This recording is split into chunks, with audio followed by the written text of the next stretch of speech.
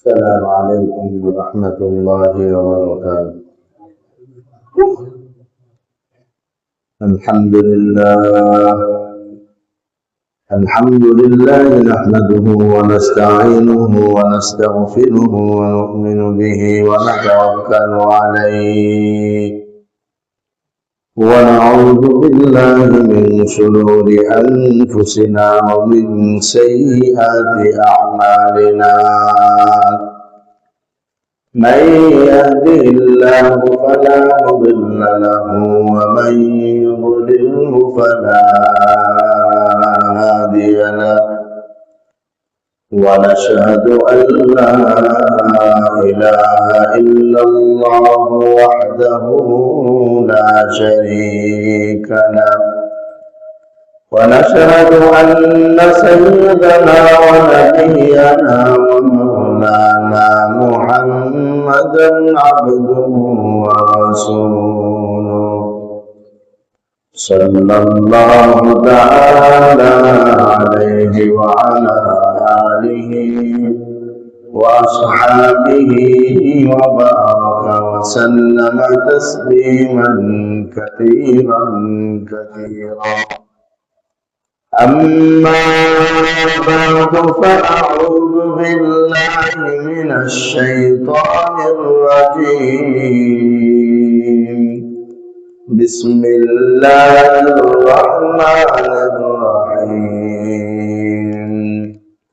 واتل عليهم نبأ ابني آدم بالحق إذ قربا قربانا فتقبل من أحدهما ولم يتقبل من الآخر قال لأقتلنك قال إنما يتقبل الله من المتقين. لئن بسطت إلي يدك لتقتلني ما أنا بباسط يدي إليك لأقتلك إني أخاف الله رب العالمين.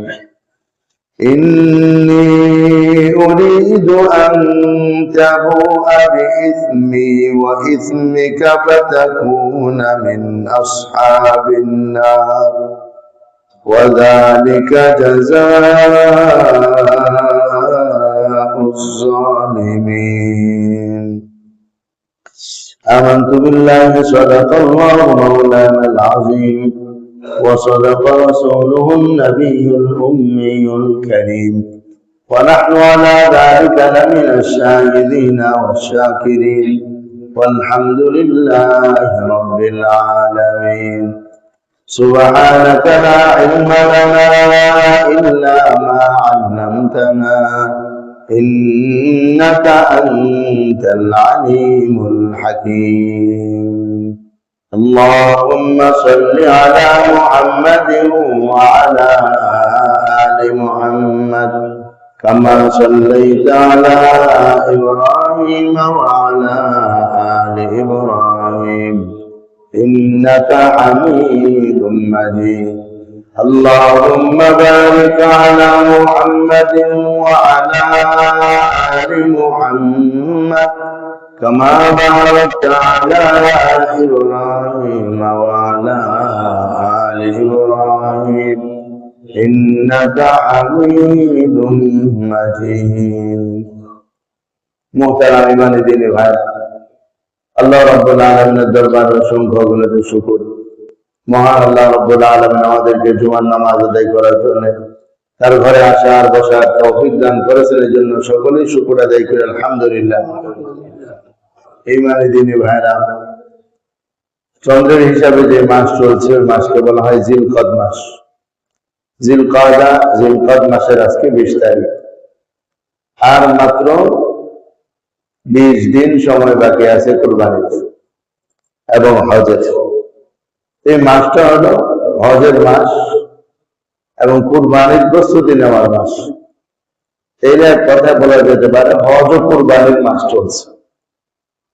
হজের মাস এবং কুরবানির মাস। হজ এবং কুরবানি অত্যন্ত গুরুত্বপূর্ণ দুটি ইবাদত, যে মাসের মধ্যে, এই মাসগুলোর মধ্যে আল্লাহর পক্ষ থেকে আমাদেরকে আদেশ করা হয়েছে। দুটার জন্যই প্রস্তুতি। হাজী সাহেবরা তো হজের জন্য একদম নির্ধারিত স্থানে পৌঁছতে হবে, আর কোরবানি সারা পৃথিবীর মানুষ আপন আপন জায়গায় কোরবানি করে। এই দুইটা অত্যন্ত গুরুত্বপূর্ণ ইবাদত, আর এই দুইটা ইবাদত হলো আল্লাহ তাআলার প্রিয় হওয়ার প্রিয় পাত্রদের ইবাদত। হজ মানে কি? যাকে আল্লাহ তার ঘরে রেখে নিয়ে গেলেন, মিনা আরাফা মুজদালিফার পবিত্র ভূমিতে তাকে থাকার যাওয়ার সুযোগ করে দিলেন। এটা তো সাধারণ কোনো কথা না, এটা হলো ওই ব্যক্তির কথা যাকে আল্লাহ ভালোবাসেন, যাকে আল্লাহ মহব্বত করেন। আপনি যাকে পছন্দ করেন না তাকে তো আপনার ঘরে আপনি আহ্বান করেন না। আপনি যাকে পছন্দ করেন তাকে আপনার ঘরে আপনি আহ্বান করেন, তাকে আপনার বন্ধুদের তালিকায় লিস্ট করেন, তাকে আপনি সবকিছুতেই তাকে কাছে পেতে চান। কেন? তার সাথে আপনার মহব্বত আছে, সম্পর্ক ভালো। আর যার সাথে সম্পর্ক ভালো না তাকে কোনো জায়গায় আপনি রাখতে চান না, তারা দেখতেও চান না, তার কথাও শুনতে চান না, তাকে কাছে থাকা তাকেও বরদাস্ত করেন না। দুনিয়ার মানুষের দৃষ্টান্ত এরকম, তো মহান আল্লাহর দৃষ্টান্ত তো আরো মজবুত হওয়ার কথা। যাকে ভালোবাসবেন তাকে কাছে টানবেন, যাকে ভালোবাসবেন না তাকে দূরে সরায় রাখবেন, এটাই স্বাভাবিক বিষয়।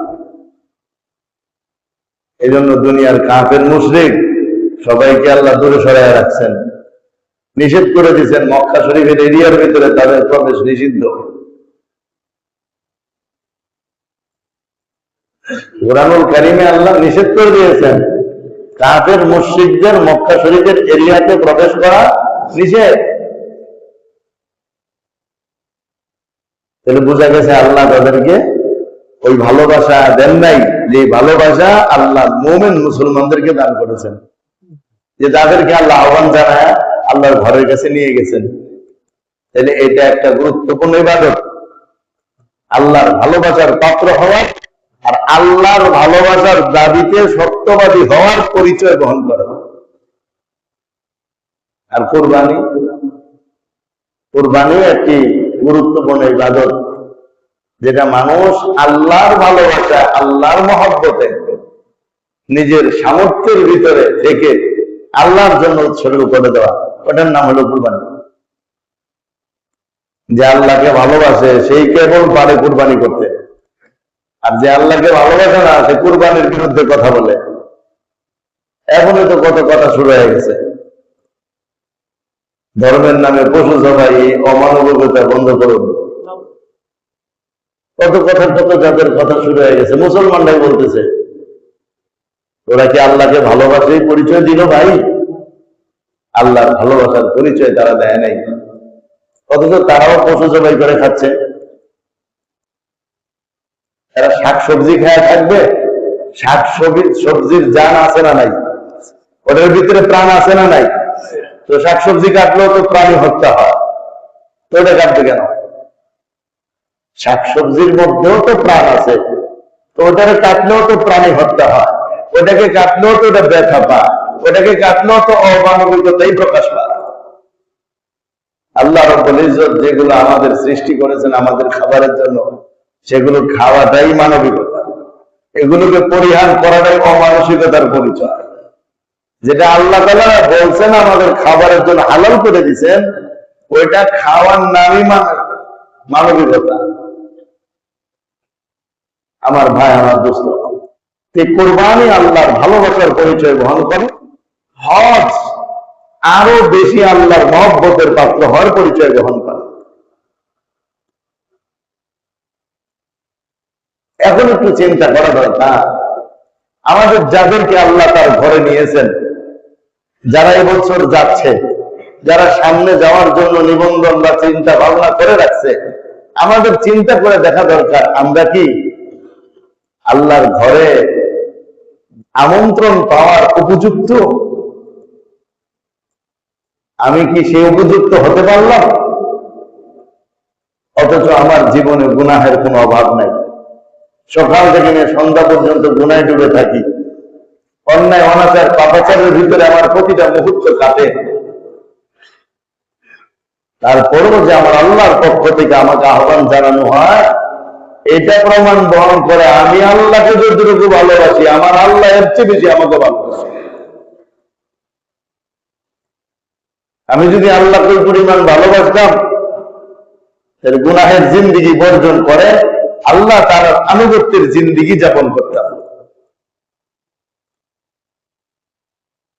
কিন্তু আল্লাহ রাব্বুল ইজ্জত আমার গুনাহ থাকা সত্ত্বেও, আমার নাফরমানি থাকা সত্ত্বেও, আমার অবাধ্যতা থাকা সত্ত্বেও আমাকে আহ্বান করছেন, যেতে দিচ্ছেন, আর পবিত্র ঘরে তাওয়াফ করার সুযোগ দিচ্ছেন, সাফা মারওয়া দৌড়ানোর সুযোগ দিচ্ছেন, মিনা আরাফা মুজদালিফায় গিয়ে তার দরবারে কান্নাকাটি করার সুযোগ দিচ্ছেন। বোঝা যায় আমরা আল্লাহকে যতটুকু ভালোবাসি, এর চেয়েও বহুগুণ বেশি আল্লাহ আমাদেরকে ভালোবাসে। ওই ভালোবাসা যেটা আল্লাহ আমাদেরকে দিচ্ছেন, এটা অনেক বড় নিয়ামত। এর চেয়ে বড় নিয়ামত আর কি হইতে পারে যে আল্লাহ ভালোবাসেন, আল্লাহ মহব্বত করেন? এর চেয়ে বড় নিয়ামত আর কিছু হতে পারে না। এই জন্য বান্দাদের এটা অনুধাবন করা দরকার, আমি আমার আল্লাহকে কতটুকু ভালোবাসি। আমার আল্লাহ তো দেখা যায় আমার এর চেয়ে অনেক গুণ বেশি ভালোবাসে। এই জন্য মনে মনে প্রতিজ্ঞা করা দরকার যে আল্লাহ আমাকে তো ভালোবাসেন, আমিও সে আল্লাহকে ভালোবাসবো। প্রতিজ্ঞা করা যায় না ভাই? যে আল্লাহ আমাকে তো ভালোবাসেন, আমিও সে আল্লাহকেই ভালোবাসবো। আল্লাহর ভালোবাসাটা কি? আল্লাহর ভালোবাসাটা প্রকাশ পাবে এই হজ আর কুরবানির শিক্ষার মধ্যে, হজ আর কুরবানির স্বরূপের মধ্যে। হজ আর কুরবানি আমাদের সামনে কি নিয়ে আসে? হজ আর কুরবানি আমাদের সামনে এটা নিয়ে আসে, হজ নিয়ে আসে হলো দুনিয়ার সব কিছু বর্জন করে তুমি এক আল্লাহর হয়ে যাও। এমনকি শরীরের পোশাকটা, যে ডিজাইনের পোশাক, যে কোয়ালিটির পোশাক নিজের কাছে পছন্দের ছিল, সেটাও খুলে দিছে শরীর থেকে, এটাও খুলে ফেলো। কি পড়বা? তোমার রব যেটা পছন্দ করে সেটা পড়ো। আমার রব কোন স্টাইলের পোশাক পছন্দ করে, ও কোন স্টাইলই দরকার নাই, শুধু দুটো চাদর পরে থাকো। এটার মধ্যে শিক্ষা দিল যে আমার পছন্দের সব বাদ দিয়ে দিতে হবে, আমার পছন্দের সব খুলে ফেলতে হচ্ছে, আমার পছন্দের জুতাটাও পরা যাচ্ছে না, আমার পছন্দের কোন টুপি কেপ মাথার মধ্যে কিছুই রাখা যাচ্ছে না, আমার পছন্দের কোন পোশাক গায়ে রাখা যাচ্ছে না, সব খুলে ফেলে আমি আমার রবের পছন্দের সাথে সেজে গেলাম। এটা হজ আমাদের শিখায়। ও দুনিয়ার মানুষ শুধু হজের জীবনের এই সফরটা না, বরং গোটা জীবনটা তোমার রবের পছন্দে কাটায়।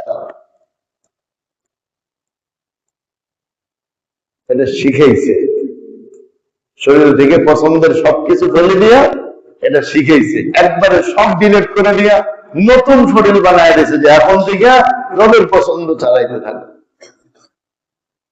আর রবের পছন্দের জিনিস কি? মুহাম্মাদুর রাসূলুল্লাহ সাল্লাল্লাহু আলাইহি ওয়াসাল্লামের সুন্নাহ। রবের পছন্দের পথ কোনটা ভাই? নবীজির সুন্নাহ। বলেন রবের পছন্দের পথ কোনটা? নবীর পোশাক, নবীর আচার, নবীর আচরণ, নবীর কথা, নবীর কাজ, এই সবটাই হলো রবের পছন্দের। আর হজের মৌসুম এটা শিখাইছে আমাদেরকে, প্র্যাকটিস করাইছে, মস্ত করাইছে, অনুশীলন করাইছে। যে হজের সফরে অযথা গুনাহের কথা বলা যাবে না, ঝগড়াঝাটি করা যাবে না, কোন প্রাণীকে কষ্ট দেওয়া যাবে না, কোন প্রাণীকে হত্যা করা যাবে না। এগুলো হজের সফরে দিয়ে আমাকে আপনাকে শিখাইছে যে জীবনটা এরকম বানাও, জীবনটা এরকম বানাও। সারা জীবনে এহরামের কাপড় পরা লাগবে না, বরং এহরামের পরের থেকে নবীর সুন্নাহটাকে প্রিয় বানায় নাও, এটা শিখাইছে আমাদেরকে। আর কুরবানির মাধ্যমে কি শেখানো হলো? যে নিজেকে রবের সামনে এমন ভাবে সমর্পণ করো যেমন তোমার গরু, তোমার ছাগল, তোমার কুরবানির পশু তোমার সামনে সমর্পণ করছে। জবাই হয়ে যাও। জবাই হয়ে যাওয়ার অর্থ হলো আমার কোনো চাহিদাই নাই, সব চাহিদা আমার উপর বাস্তবায়ন হবে। কার চাহিদা বাস্তবায়ন হবে? এটা কোরআনও আমাদের শিখাইছে, বলেছে ইন্না সলাতি ওয়া নুসুকি ওয়া মাহইয়ায়া ওয়া মামাতি লিল্লাহি রাব্বিল আলামিন। চমৎকার শব্দে ওইটা আমাদেরকে শেখায় দেওয়া হয়েছে যে বলো ইন্না সলাতি আমার নামাজ, ওয়া নুসুকি আমার কুরবানি, ওয়া মাহইয়ায়া আমার জীবন, ওয়া মামাতি আমার মরণ, এই সব কিছু কার? আল্লাহর জন্য। আমার জীবন গড়বে আল্লাহর হুকুমে, আমার মরণটাও ঘটবে আল্লাহর হুকুমে, আমার যৌবনটাও চলবে আল্লাহর হুকুমে, ভবিষ্যৎটাও চলবে আল্লাহর হুকুমে, আমার ব্যবসা বাণিজ্য চলবে আল্লাহর হুকুমে, আমার দোকানপাট চাকরি চলবে আল্লাহর হুকুমে, আমার কথাবার্তা চাল চলন লেনদেন হবে আল্লাহর হুকুমে, আমার প্রতিটা কদমে কদমে আমি আল্লাহর হুকুম বাস্তবায়ন করবো। এই শিক্ষাটাই কুরবানি আমার আপনার সামনে প্রত্যেক বছর নিয়ে আসে, আর এই শিক্ষাটাই হজ আমাকে আপনাকে প্রত্যেক বছর দিয়ে যায়। কিন্তু আমরা সেই শিক্ষাটা নেই না। হজের সফরটাকে আমরা কেউ গর্বের বানিয়ে নিয়েছে, কেউ সেটা প্রচার প্রসারের কাজে বানায় নিয়েছে, আর কুরবানি এটা তো এখন গর্বের, অহংকার আর গর্বের প্রতীক হয়ে গেছে অনেকের কাছে। কে কত দামে দিতে পারলো। আল্লাহর রাস্তায় দান করার কথা আসলে তখন আর খুঁজে পাওয়া যায় না, আর গরু কিনতে গেলে 5 লাখ 20 লাখ 50 লাখ 1 কোটি টাকার গরু কিনে নিয়ে আসে। যদি আল্লাহর জন্য হয় তো আল্লাহ বদলা দিবে, আর যদি আল্লাহর জন্য না হয় তো এগুলো কিছুই হবে, সব ভবিষ্যৎ হয়ে যাবে, সব ভবিষ্যৎ হবে। আমার ভাই, আমার দোস্ত, জীবনটা একবার দুইবার না। যা ভাবার এখনই ভাবতে হবে, যা সিদ্ধান্ত নেওয়ার এখনই সিদ্ধান্ত নিতে হবে। কখন মৃত্যু আসে কারো জানা নাই। এখনই আমার আপনার সিদ্ধান্ত নিয়ে নেওয়া উচিত যে আমার জীবন কার হুকুমে চলবে, আমার যৌবন কার হুকুমে চলবে। আমার এই হজ আর কুরবানি প্রত্যেক বছর আমাকে কি শিক্ষা দেয়, আর আমি কি শিক্ষা গ্রহণ করতেছি। এই জন্য আমার ভাই, আমার দোস্ত, যদিও আমরা গুনাহগার, কিন্তু আমাদের রব আমাদেরকে সুযোগ দিয়েছেন। যদিও আমরা পাপী, আমাদের রবের ঘরে যাওয়ার যোগ্যতা নাই, তারপরে রব দয়া করে তাই না নিয়ে গেছেন। কারণ যদি যোগ্যতা সম্পন্ন মানুষ না পাওয়া যায়, চাকরিতে কাউকে না কাউকে তো বসাইতে হবে। এর মধ্যে যারা ভালো তাদেরকে তো টান দেয় না। কোথাও ইন্টারভিউ হয়েছে, কেউ পাস করে নাই, লোক লাগবে, তো পাস না করলো যারা কিছুটা ভালো করছে এদের মধ্য থেকে টান দিয়ে দিবে। সারা দুনিয়া সবই তো আল্লাহর সামনে, কে আর নেককার হইতে পারে? সবই তো আল্লাহর কাছে গুনাহগার। এই জন্য তো নবীজি বলছেন তোমরা সব গুনাহগার, কুল্লুকুম খাত্তাউ, তোমরা সব গুনাহগার। তবে উত্তম গুনাহগার হলো সে যে ব্যক্তি আল্লাহর কাছে তওবা করে, সেই হলো উত্তম গুনাহগার। তো আল্লাহ কাম দেন, যোগ্যতা ছাড়াও আল্লাহ কাম দেন। এই জন্য আমার ভাই, আমার দোস্ত, এত বড় নিয়ামত আল্লাহ আমাকে আপনাকে দিয়ে দিয়েছেন, এজন্য আল্লাহর শুকর আদায় করা দরকার। কি আদায় করা দরকার ভাই? শুকর আদায় করা দরকার, শুকর আদায় করা দরকার। কেন? কোরআনুল কারীম আল্লাহ বলেছেন লাইন শাকারতুম লাযীদান্নাকুম ওয়া লাইন কাফারতুম ইন্না আযাবী লাশাদীদ। যদি তোমরা শুকরিয়া আদায় করো তাহলে তোমাদের নিয়ামত আমি বাড়ায় দেব। এখন হাজী সাহেব যদি হজ করে এসে শুকরিয়া আদায় করে তাহলে আবারও হজে যাওয়ার সুযোগ হবে। কুরবানিওয়ালা কুরবানি করে যদি শুকর আদায় করে আবারও কুরবানি করার সুযোগ পাওয়া যাবে। যে কোনো কাজ করার পর, ইবাদত বন্দেগী করার পর যদি সে শুকর আদায় করে তাহলে অবশ্যই আল্লাহ তাআলা তাকে আবারও এর চেয়ে ভালোভাবে ওই নিয়ামত আদায় করার তৌফিক দান করেন। ওমান শাকারা ফাইন্নামা ইয়াশকুরু লিনাফসিহি ওমান কাফারা ফাইন্না রাব্বী গানিয়্যুন কারীম। যে ব্যক্তি শুকর আদায় করে সে নিজের লাভের জন্য করে, আর যে ব্যক্তি শুকর আদায় করে না সে নিজের ক্ষতি করে। মনে রাখা দরকার, আল্লাহ বলেন এই কথা, আমার রব অমুখাপেক্ষী, আমাদের কারো শুকরিয়ার জন্য তিনি মুখাপেক্ষী না। বসে আছেন না যে আমার বান্দা শুকরিয়া আদায় করবে, আমার কাছে ভালো লাগবে। যেমন আমরা মানুষ প্রশংসা করলে ভালো লাগে, আমার আল্লাহর কাছে কোনো কিছুই না। যে শুকরিয়া আদায় করলো সে তার লাভের জন্য করলো, যে করলো না সে কার ক্ষতি করলো ভাই? নিজের ক্ষতি করলো। এই জন্য খুব শুকরিয়া আদায় করা দরকার। এই জন্য আমরা গুনাহ করলেও তওবা করি, গুনাহ না করলেও তওবা করি, ভালো কাজ করলেও তওবা করি, সারা দিনই তওবা করি।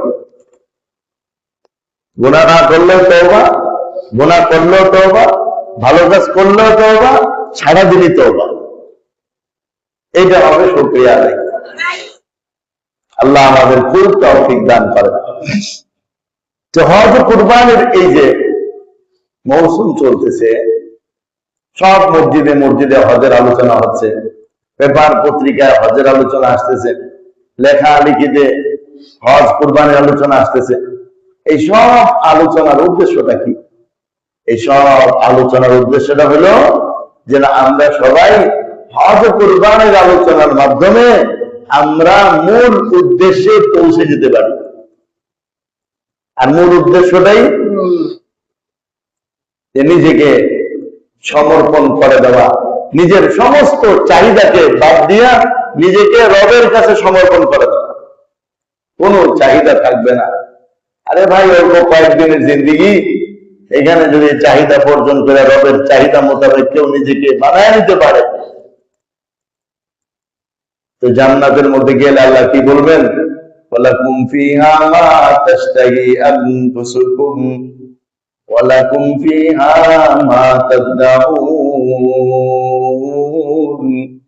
নুজুলাম মিন গফুরির রহিম। তোমাদের জন্য ওয়ালাকুম ফিহা মা তাশতাহি আনফুসুকুম, তোমাদের মন যা চাবে তোমাদের জন্য আমি তাই করে রাখছি। তাহলে মনের চাহিদা পুরা করার জায়গার নাম কি ভাই? জান্নাত। বলেন, মনের চাহিদা পুরা করার জায়গার নাম কি? জান্নাত। দুনিয়া কি মনের চাহিদা পুরা করার জায়গা? না না, দুনিয়া কার চাহিদা পুরা করার জায়গা? আল্লাহর চাহিদা পুরা করার জায়গা। আল্লাহ কি চায় ওটা পুরা করার জায়গা হচ্ছে দুনিয়া। তো আল্লাহ বলেন, বান্দা তুমি যখন জান্নাতে আসবা তখন তুমি কি চাও সেটার চাহিদা আমি পুরা করবো, কারণ তুমি দুনিয়া আমার চাহিদাকে পুরা করছো। আল্লাহর চাহিদা কি? ওমা খালাকতুল জিন্না ওয়াল ইনসা ইল্লা লিয়াবুদুন। আমাদের কাছে আল্লাহর চাওয়া এটাই, আমরা আল্লাহর ইবাদত করব, নিজের আনুগত্য করব আল্লাহ, এটা আমাদের কাছে আল্লাহর চাওয়া। আর দ্বিতীয় কোন চাওয়া নাই। ও আমার দোস্ত, আজ যদি আমরা আল্লাহর চাওয়াকে পুরা করি তো কালকে আল্লাহ আমার আপনার চাওয়াকে পুরা করবে। আজ যদি আমি আল্লাহর চাওয়াকে পুরা না করি তাহলে কখনোই কালকা তিনি আমার চাহিদাকে চাওয়াকে পুরা করবেন। জন্য দুনিয়াটা একবারই চান্স। তো লম্বা একটা সময়, 50 বছর, 60 বছর, 70 বছর, 80 বছর, লম্বা একটা সময়। এই পুরা জীবনের মধ্যে যদি কোনো একটা সময় কেউ এটা বুঝে নিতে পারে যে না, এই দুনিয়া সুখ করার জন্য না, ভোগ করার জন্য না, আমার রবের চাহিদা পুরা করার জন্য, কোন একটা মুহূর্ত যদি সেটা বুঝে নিতে পারে আর ওই বুঝের পর থেকে আমল করে নিতে পারে, ইনশাআল্লাহ সেও রবের জান্নাতে গেলে রব তার চাহিদা পুরা করার জন্য রেডি হয়ে থাকবে। তো হজ ও কুরবানি প্রত্যেক বছর এসে এসে আমাদেরকে এই বার্তাগুলো দিয়ে যায়।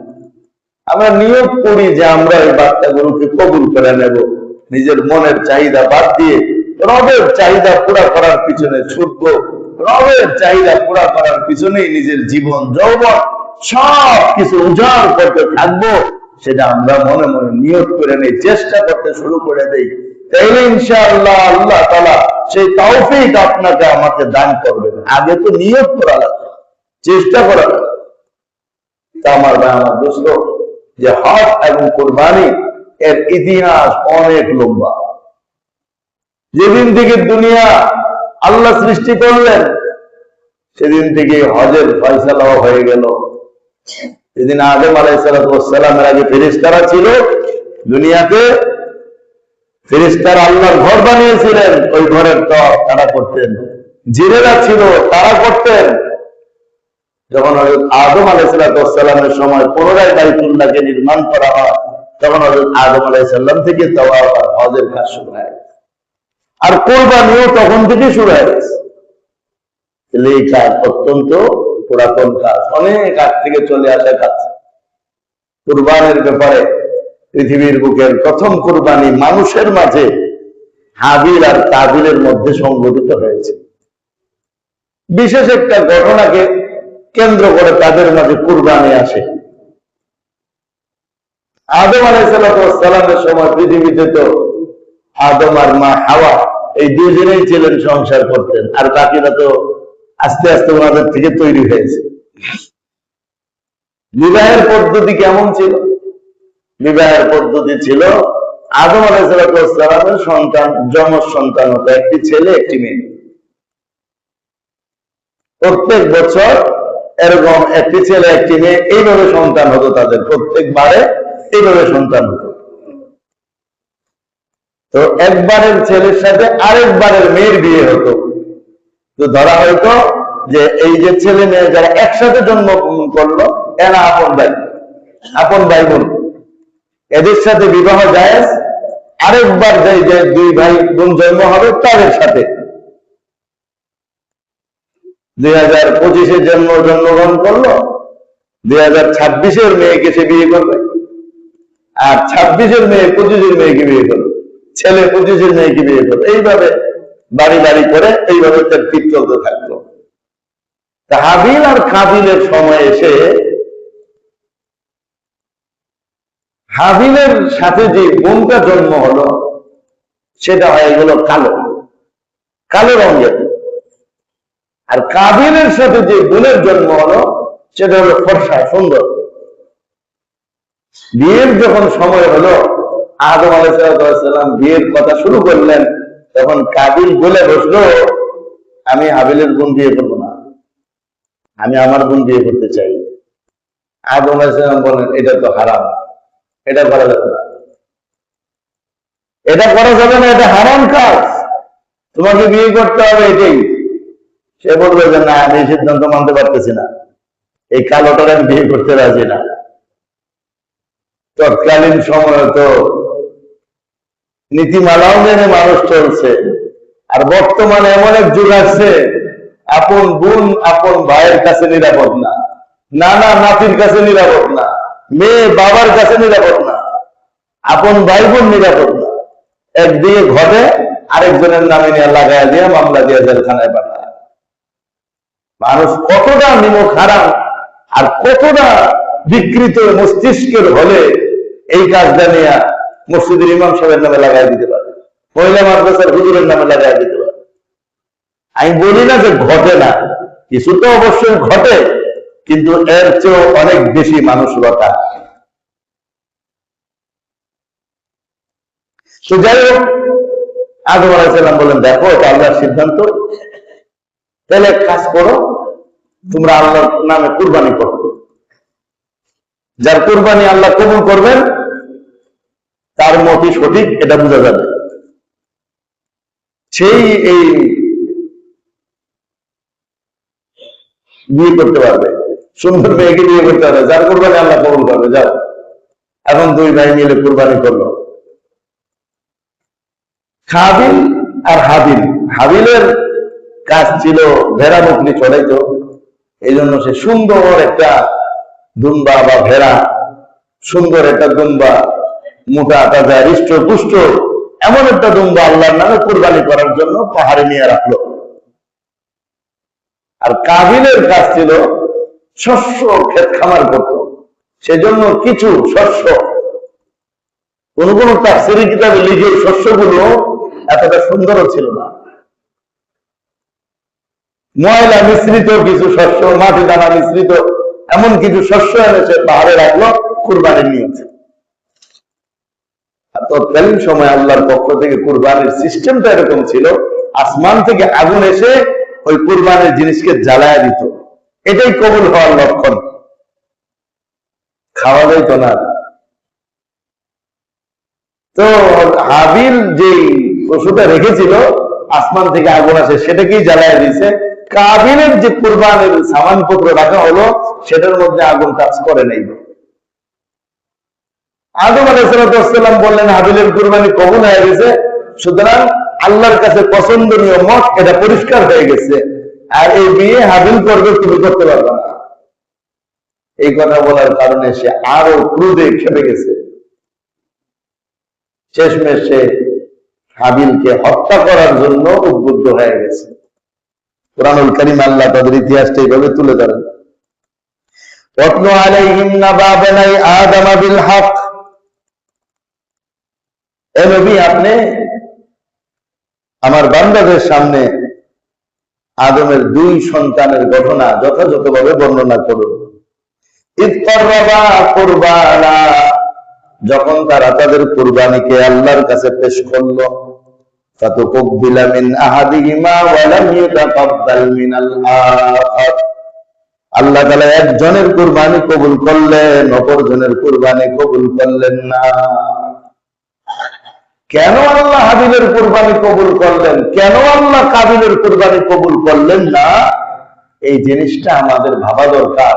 তাইলে আল্লাহ আমার আপনার কুরবানি কবুল করবেন, আমি আপনি কুরবানি কবুল দেখতে গিয়ে বঞ্চিত হব না ইনশাআল্লাহ।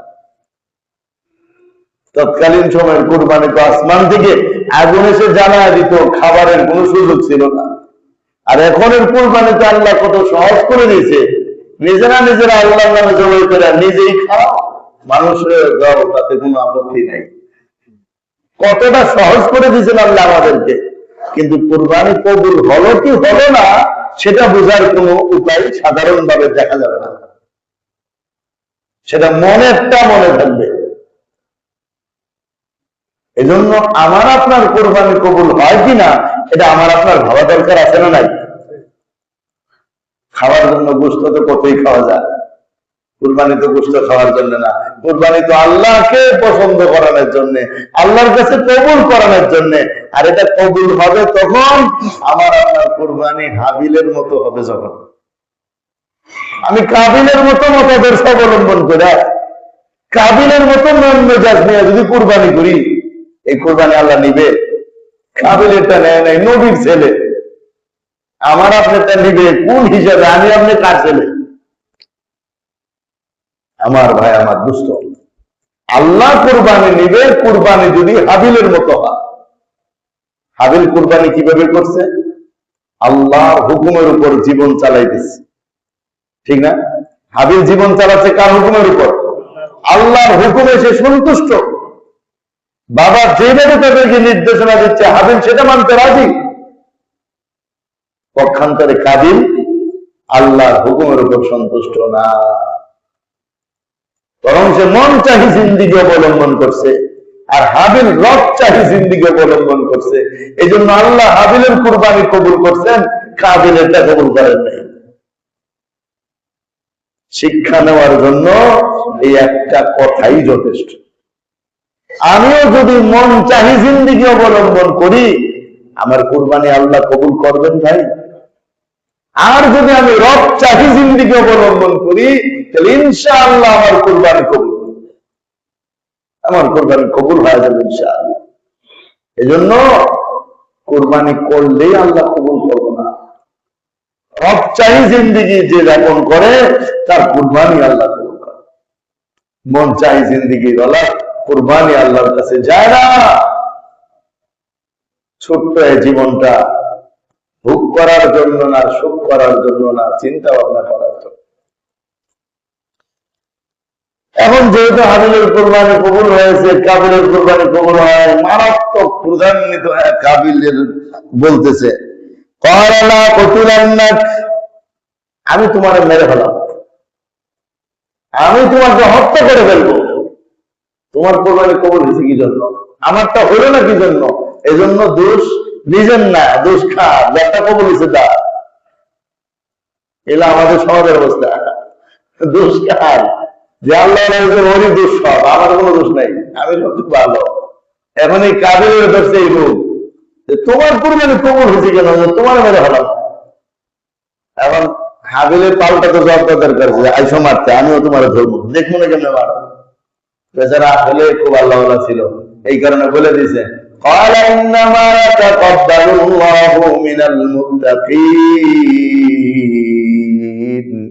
আল্লাহ তাআলা মুত্তাকীদের কুরবানি কবুল করে। কাদের কুরবানি কবুল করে ভাই? এটা শুনে বলেন না, কাদের কুরবানি? মুত্তাকীদের কুরবানি কবুল করে। রোজার মাসে বলা হয়েছিল রোজার বিধান কেন দিয়েছে? যেন সবাই মুত্তাকী হয়ে যাইতে পারে। আর এখন এসে বলতেছে মুত্তাকীদের কুরবানি আল্লাহ কবুল করে। রোজার মাস দিয়েছিল মুত্তাকী বলার জন্য। রোজার মাসে মুত্তাকী হইয়া যারা এই 2-2.5 মাস নিজের তাকওয়াকে ধরে রাখতে পারছে, এরাই হচ্ছে মুত্তাকী। আর এই মুত্তাকী ওয়ালাদের কুরবানিটাও আল্লাহ কবুল করে। আর যে রোজার মাসে মুত্তাকী হইতে পারে নাই, আজকে পর্যন্ত মুত্তাকী হইতে পারে নাই, তার জন্য কি চেষ্টা করা নিষেধ? চেষ্টা করা নিষেধ নেই। সে যদি আজকে নিয়ত করে, এখন নিয়ত করে যে আমি মুত্তাকী হয়ে যাব, হুজুর মুত্তাকী হয় কিভাবে? সংক্ষিপ্ত একটা কথা বলে দেন, আমি ওটা মানব। মুত্তাকী হওয়ার সংক্ষিপ্ত কথা ভাই, ছোট্ট একটা কথা। মুত্তাকী হওয়ার ছোট্ট একটা কথা, সেটা হলো আল্লাহ যা করতে বলেছেন করা, যা ছাড়তে বলেছেন ছাড়া। তাহলে কি হয়ে যাবে ভাই? ভাই কি হয়ে যাবে বলেন না? মুত্তাকী হওয়ার ছোট্ট টিপস, ছোট্ট প্রেসক্রিপশন, এটা কি? আল্লাহ যা করতে বলেছেন তা করা, যা ছাড়তে বলেছেন ছেড়ে দেওয়া। তাহলে কি হয়ে যাবে আমরা? হ্যাঁ, অতীতের জীবন যেমনি গেছে যাক, সামনের জীবনে আসেন সবাই মুত্তাকী বনে যাই। কি সেটা? আল্লাহ করতে বললে করবই, ছাড়তে বললে। কয়দিন জীবন আছে? যে কয়দিন। এই হিসাব করে দেখেন, যদি 60-70 বছরের জীবন মানুষ পায়, তো খার কয় বছর আর বাকি আছে? মন চাই জীবন তো চালাইছি এতদিন, আসেন নাই কয়টা দিন রব চাই জীবন চালায়। রব তো বলি যে রব এখন থেকে তোমার কথা মতোই চলবো, আর কারো কথায় যাবো না, ডাইনও যাবো না, বাংলা যাবো না, একদম সোজা তোমার কথা অনুযায়ী থাকতে চাই, তৌফিক দিয়ে দাও। আর এটা দুইটা কথা মানলেই সেটা হয়ে যাবে যে আমাকে কি করতে বলেছিলাম ওটাই করবো, কি ছাড়তে বলেছিলাম ওটাই ছাড়বো। এটার নামই পুরা ইসলাম। إني أريد أن تبوء باسمي واسمك فتكون من أصحاب النار وذلك جزاء الظالمين। হাবিব উত্তর দেয়, ভাইয়া তুমি আমাকে মেরে ফেলবা? তো শোনো, আমি তোমাকে বলি, ইন্নী উরিদু, আমি চাই, আন তাবুআ বিইসমি ওয়া ইসমিক, আমার যত গুনাহ আছে সব গুনাহ এবং তোমার যত গুনাহ আছে সব গুনাহ তুমি নিয়ে যাবা। ফাতাকুনা মিন আসহাবিন নার, ফলে তুমি জাহান্নামী হয়ে যাবা। ওয়া যালিকা জাযাউজ জালিমিন, আর জালিমদের বদলা এটাই। কত চমৎকার ওয়াজ করে দিয়েছে। মারবা আমাকে, মেরে ফেলো, পরিণতিতে কি হবে জানো? আমার যত গুনাহ আছে সব তোমার চলে যাবে। আমার গুনার মালিক হয়ে যাবে তখন কে? তুমি, কারণ তুমি আমাকে মেরে ফেলছো। আমার কোনো গুনাহ নাই, এখন আমার যত গুনাহ আছে সব গুনাহ তোমার কাঁধে চাপবে। তোমার নিজের গুনাহ এবং আমার গুনাহ, এই দুইজনের গুনাহ নিয়ে তুমি জান্নাতি না জাহান্নামী? জাহান্নামী। এই জন্য মানুষ হত্যা যেই করে, যাকে হত্যা করে তার সব গুনাহ সে পাবে। এই দুইজনের গুনাহ নিয়ে আসে জাহান্নামে থাকবে, এটা তো এই আয়াত থেকে বের হয়ে যাচ্ছে। এটা কার বদলা? এটাই হলো জালিমদের বদলা। তা আমার ভাই, আমার দোস্ত, কুরবানের ইতিহাস, হজের ইতিহাস আমাদেরকে এই যে মেসেজ দেয়, যে কথা আমাদেরকে শিখা, সেটা হলো আমরা সব তাকওয়াওয়ালা হয়ে যাবো, আল্লাহওয়ালা হয়ে যাবো। এখন এই কুরবানি আর হজ, আমাদের এই দুটো ইবাদত বিধর্মীদের ইবাদতের মতো না। বিধর্মীরা তাদের ইবাদত, তাদের পূজা, তাদের ঈদ, তাদের উৎসব তারা তাদের তারিখ মোতাবেক করে, আর আমরা এটা আমাদের ইসলামের সিস্টেম মোতাবেক করতে হবে। এর বাইরে যদি আমরা করি তাহলে কবুল হবে? 10 তারিখের কুরবানি 9 তারিখে করলে হবে? হ্যাঁ, 9 তারিখের হজ 8 তারিখে করলে হবে? আর এটা করার জন্য আল্লাহ কোন ঘড়ি দেন নাই যে ঘড়ি থেকে করবা, কোন ক্যালেন্ডার আসমানতে পাঠায় দেন নাই যে ক্যালেন্ডার দিয়ে করবা, বরং আল্লাহ এমন এক সিস্টেম অবলম্বন করেছেন, দুনিয়ার ঘড়ির ব্যাটারি নষ্ট হইতে পারে, আল্লাহর সিস্টেমে নষ্ট হবে না কোনদিন। সেটার জন্য তিনি সূর্য আর চন্দ্রকে নির্ধারণ করে দিচ্ছেন যে চাঁদ দেখে তোমরা এই হজ আর কুরবানির তারিখ নির্ধারণ করবে। আর 1400 বছর যাবত এই হজ কুরবানির নির্ধারণ করার এই পদ্ধতি সিস্টেম চলে আসছে চাঁদ দেখার মাধ্যমে। বেশ কিছুদিন যাবত, বেশ কিছু বছর যাবত নতুন একটা ফিতনা চাঁদ দেখা এবং কুরবানি, ঈদ, এগুলো নিয়ে তৈরি হয়ে গেছে। বিজ্ঞানের এই যুগে তারা বলতে চায় এখন আর চাঁদ দেখার কোনো প্রয়োজনীয়তা নাই। সেই জামানায় টেলিস্কোপ ছিল না, বাইনোকুলার ছিল না, মানুষ লেখাপড়া জানতো না, এই জন্য মানুষ চাঁদ দেখছে। এখন তো মানুষ ঘরে বসে চাঁদ দেখে। কিভাবে? হিসাব করার মাধ্যমে চাঁদ কখন কোন জায়গায় উদিত হবে, এটা হিসাবের মাধ্যমে তো আমরা বলতে পারি আমাদের আসমানে গিয়ে চাঁদ দেখা দরকার। যুগের পর যুগ নতুন নতুন ফিতনা তৈরি হয়, আর যুগের হক্কানি উলামায়ে কেরাম সেই ফিতনাকে প্রতিরোধ করেন, প্রতিহত করেন। আজকে যে কথাটা আমরা বলতে যাচ্ছি, এই ফিতনাটা আজকের নতুন না। আজ থেকে 1000 বছর পূর্বে যখন ফাতহুল বারি বুখারী শরীফের ব্যাখ্যা গ্রন্থ লেখা হয়, তখন ওই ফিতনাটা মাথাচাড়া দিয়ে উঠেছিল। একদল মানুষ তখন বলেছিলেন, সর্বপ্রথম শিয়া সম্প্রদায়ের রাফিজি গোষ্ঠীরা বলেছিল জ্যোতির্বিজ্ঞানের হিসাব মোতাবেক রোজা ঈদ পালন করা দরকার। চাঁদ দেখে না, হিসাব মতো। তখন আলেম সমাজের কেউ কেউ বলছিলেন হ্যাঁ এটা তো ভালো মত, মানা যাইতে পারে। কিন্তু সর্বস্তরের হক্কানি উলামায়ে কেরাম এই মতটাকে এমন ভাবে ধামাচাপা দিচ্ছেন, ধরছেন, যে এই মত আর উঠতে পারে নাই, খালি খাতা কলমেই রয়ে গেছে, বাস্তবে আর থাকতে পারে নাই। এখন আবার 1000 বছর পরে এসে আবার ডিজিটাল রূপ ধারণ করে এখন আমাদের মাঝে, আমাদের দেশে এই ফিতনা মাথা চাড়া দেওয়া হচ্ছে যে না, জ্যোতির্বিজ্ঞানের হিসাব মোতাবেক ঈদ করতে হবে, লুনার ক্যালেন্ডার দেখে ঈদ করতে হবে। 1999 সালে সৌদি আরবের উম্মুল কুরা ভার্সিটি থেকে হিজরি ক্যালেন্ডার বানানো হয়েছে, সেই ক্যালেন্ডার অনুযায়ী ঈদ করতে হবে, রোজা রাখতে হবে। আচ্ছা, 1999 যদি উম্মুল কুরা সৌদি আরবের ভার্সিটি থেকে হিজরি ক্যালেন্ডার তৈরি হয়, যারা তৈরি করেছিল তারা কি এই কথা বলেছিল যে আমরা রোজা ঈদ পালন করার জন্য এই হিজরি ক্যালেন্ডার বানাচ্ছি? এটা বলেন। কি বলছিল তারা? ওনারা বলছিল আমাদের সরকারি দাপ্তরিক কার্যক্রম পরিচালনার জন্য আরবি চন্দ্রের হিসাব দরকার, এই জন্য আমরা একটা ক্যালেন্ডার বানাচ্ছি। বাংলাদেশে বাংলা বর্ষপঞ্জিকা আছে না, বাংলা ক্যালেন্ডার আছে না? এটা কি জন্য বানাইছি? আমাদের বাংলাদেশের হিসাব নিকাশ করার জন্য। এগুলো দেখবেন মন্ত্রী এমপিরা যখন কোনো কিছু পড়ে তখন এর আগে বাংলাটা পড়ে, এততম বাংলা। আর ঢাকার মানুষ জিজ্ঞেস করে বলতে পারবো না আজকে বাংলা কোন মাসের কয় তারিখ। ওই মন্ত্রী আগের পরে জানে না, খালি লেখা থাকে, ওটা দেখে পড়ে যে এত বাংলা, এত এই, এত এই, এত সেই। তো প্রত্যেক দেশের নিজস্ব হিসাব আছে। সৌদি আরব যেহেতু আমাদের ইসলামী দেশ, আমাদের নবীজির দেশ, ওই দেশে হিজরি হিসাবটা এটা হলো ওই দেশের রাষ্ট্রীয় হিসাব।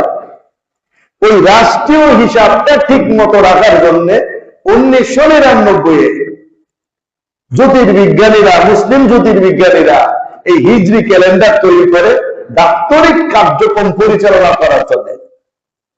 আর 1999 থেকে 2026 আজকে কয় বছর হয়েছে? এই কয়েক বছরের মধ্যে এটাকে পরিবর্তন করে বলতেছে এটা বাড়ানো হয়েছে, যেই জন্যই হোক এটা এখন আমাদের রোজাই পালন করার ক্যালেন্ডার। আরে ভাই, যারা বানাইছে এরাই তো রোজাইদের কথা দেয়া যায়।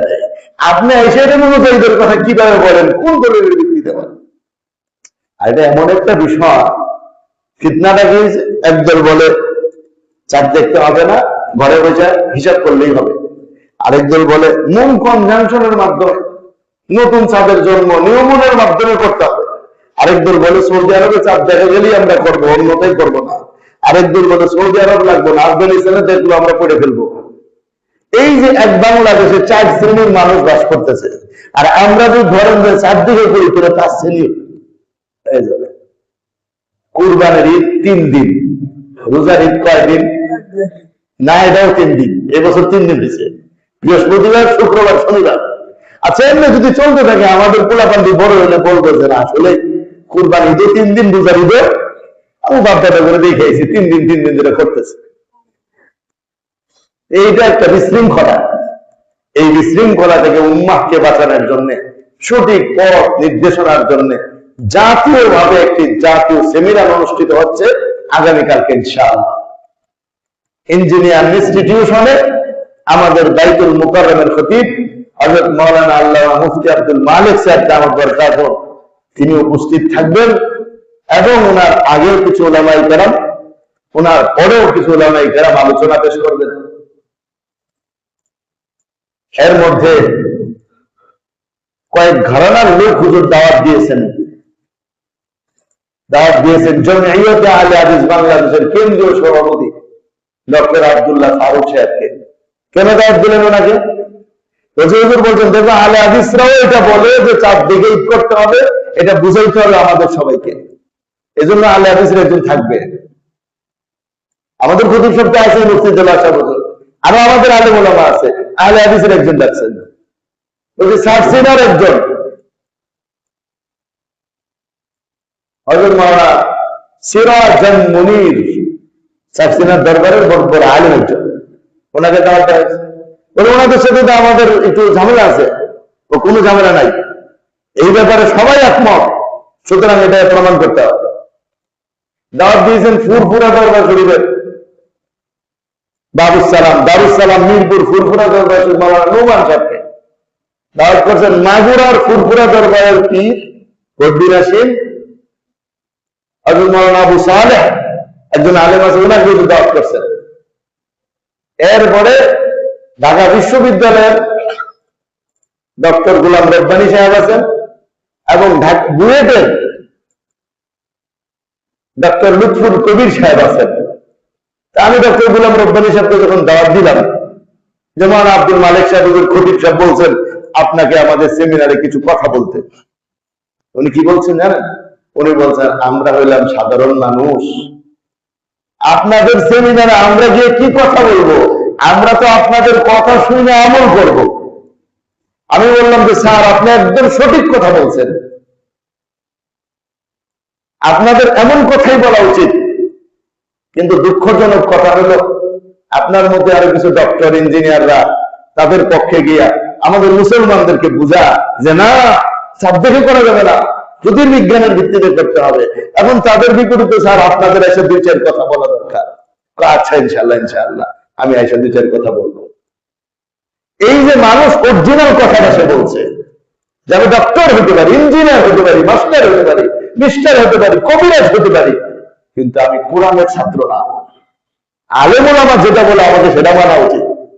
কিন্তু আফসোস, বিকৃত মেজাজের কিছু ডক্টর, কিছু ইঞ্জিনিয়ার, কিছু মাস্টার, কিছু মিস্টার আজকে ওই পক্ষে গিয়া আলেম ওলামাদের উপরে ডিগবাজি দিয়া ওলামাদেরকে দুঃসান্বিত করতেছে, এবং তারা বুঝে না, বিজ্ঞান বুঝে না, এই বুঝে না, সেই বুঝে না, এগুলো সমানে বলতে আরম্ভ করে দিচ্ছে। এজন্য আলহামদুলিল্লাহ সারা দেশে দাওয়াত পৌঁছানো হয়েছে। আমি আপনাদেরকে এই সেমিনারে যাওয়ার জন্য বিশেষভাবে আহ্বান করছি। আমাদের হযরত মাওলানা মুফতি আব্দুল মালিক সাহেব বলেছেন এই সেমিনারটা আলেম, উলামা, ইমাম, খতিব এবং সাধারণ মুসলমানদের জন্য নির্দিষ্ট। মাদ্রাসার সাধারণ ছাত্ররা যেন সেখানে না যায়, যদি যায় তাহলে ইফতা বিভাগ, যারা ফতোয়া বিভাগে পড়াশোনা করে এরা আসতে পারলে, এরা আসলে ভালো। এই জন্য সেমিনারটা করাই হয়েছে আপনাদের জন্য। যাবেন তো ইনশাআল্লাহ? বুঝে পাওয়া যাবেন ইনশাআল্লাহ।